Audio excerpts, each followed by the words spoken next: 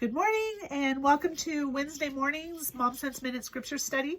We're still on John chapter 11 verse 35, Jesus wept. And we've been exploring and pondering the reasons behind why Jesus might have wept that day. And if you remember, the first time was that he was discouraged, that he was disheartened because he felt like those friends that were so dear to him did not have faith in him, and so that caused him sadness.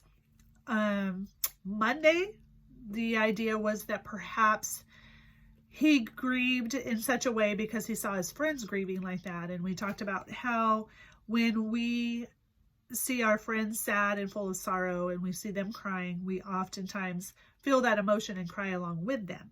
So today I'm back with another option for you to consider. And remember, these are all just options, and the idea around it is to get you to really dig into the scriptures and discover for yourself what they mean to you. So today I'm thinking that an option could be that Jesus wept that day because he truly was grieved at the loss of his friend Lazarus. And yes, he knew that he was going to bring him back to life, but in that moment, there was a separation there, and he grieved that loss. So put that in practical perspective. I'll use an example from my own experience to kind of get the message across. So a few years back, my father was ill, and he had a really bad episode in the middle of the night and ended up in the one place he did not want to be, and that was life support. So when I got to the hospital, I saw him there and everything, and knowing full well that was not the way he wanted to be, because we had had this conversation time and time again. So it was up to me to make sure that things proceeded in the way that he wished them to. So we asked for the life support to be disconnected. So then we had the opportunity just to hang out with him for a little while his body shut down and he passed on. So that was a very sad time of grief for us. Even though we know that he was going to be brought back to life, just like Lazarus was brought back to life, that doesn't mean that the grief for the moment wasn't there, wasn't very real, it wasn't very tangible, and doesn't mean that it still doesn't even exist today.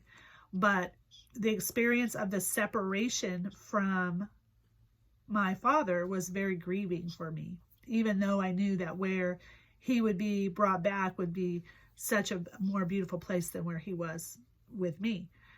It still didn't change the fact that the grief was there and the tears came because of the grief.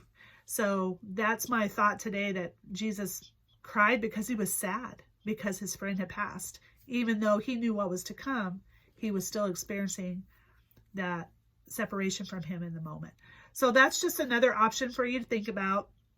And once again, I remind you that these scripture studies are not the Bible according to Betty. It's just for us to dig in and think about things and, get into the scripture. And if you don't understand it, read ahead, read before, cross-reference with other scriptures. Do what you have to do to get a full understanding of what the scripture is trying to say to you, and think on it and consider possibilities. And when we spend time pondering like that, the scripture stays with us, and it penetrates into our heart and our mind, and so we can draw on that when the time arises.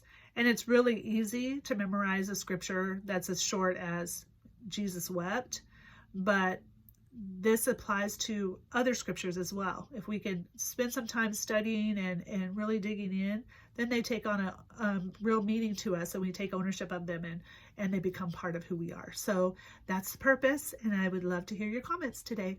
Have a great day. God bless.